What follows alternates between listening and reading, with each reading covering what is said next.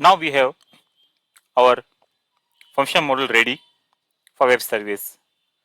So to create a web service, first again confirm whether it is remote enabled or not.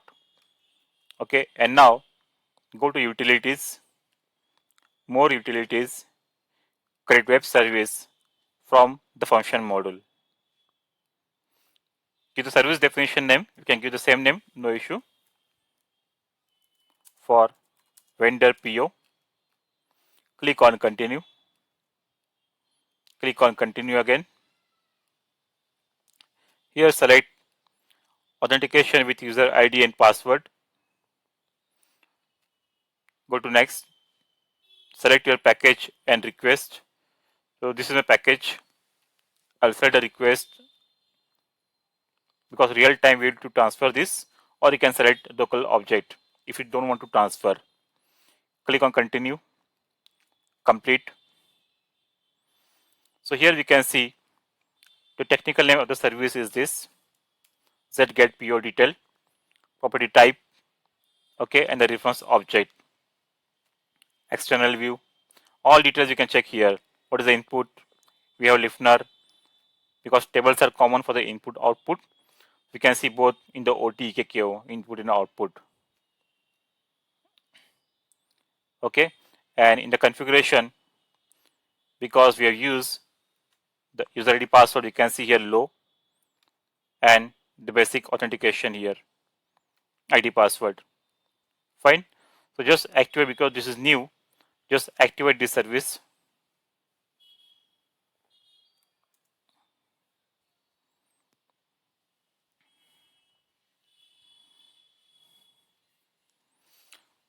So the service activation is done. Okay, this is the service definition. Service activation is done. Now we'll open the transaction code SOAMANAGER. Okay, so in your browser, enter, in your command field, enter SOAMANAGER. Many times this don't get opened directly. Okay, so actual URL is different. So better contact your basis team and get the proper URL. Sometimes the domains are not configured. Okay, so check the domain and port. To check the domain, you can either go to SMICM, click on services. This is the domain and this is the port. This is for HTTP and this is for HTTPS. But if it's not working, just take help of your basis consultant, okay, and get a proper URL. I have already saved my URL as a bookmark, so I will open that.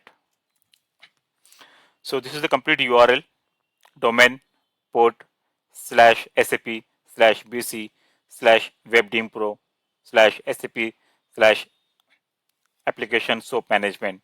Okay, get a proper URL from a basis consultant if you're not able to access this. Here, enter the ID password again. Same like GUI. I just log into web browser. Okay, and once you log in here, click on this web service configuration. Okay, remove one, and here in the object name, select this. Okay, so you can see the service definition is here. Okay, zget PO detail SRV. Click on this. So here you can see the service is not created. Define the service and bindings.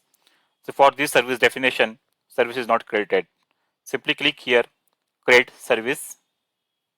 Okay, you give the service name. I'm entering the same name here. Description, SRV for vendor PO details. Okay, new binding name. I'm giving the same name. Click on next. Just check all the details. In the authentication method, here select user ID password. Okay, the user have to pass the user ID and password to consume this service. Click on next. Click on next, and then finish. Okay, so here we can see service and binding is created, and we can see here the status is active because here it is showing deactivate. This means that now it is activated. Okay, so here we can see the WSDL definition, WSDL generation, because whenever we create the web service, we have to send this WSDL file to the external system. For that, click on this, click on this save button. Okay, click just OK. So here we can see the WSDL URL. This is the WSDL URL.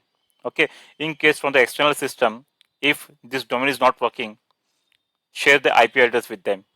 Many times for the productive system, the domain and all are properly configured. In case if it is not working, share your IP address. Now click on this open WSDL document. Again, we have to enter the ID password here.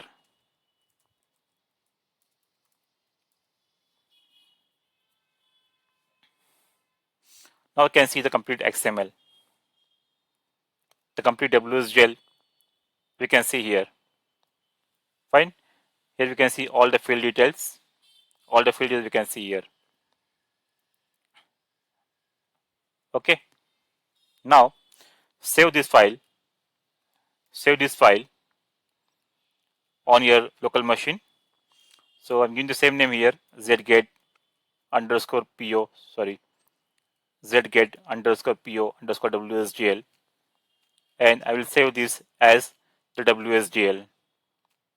Okay, I will save this as WSDL. Okay, zget underscore po underscore detail underscore srv. And once you save this file you have to save share with your external system. Click on save button. The file is downloaded. Okay, so in this lecture we have created the web service, we have created the service binding, and we have saved this as a .wsdl file. Fine. The next lecture, first we'll test this using a testing tool called as the SOAP UI.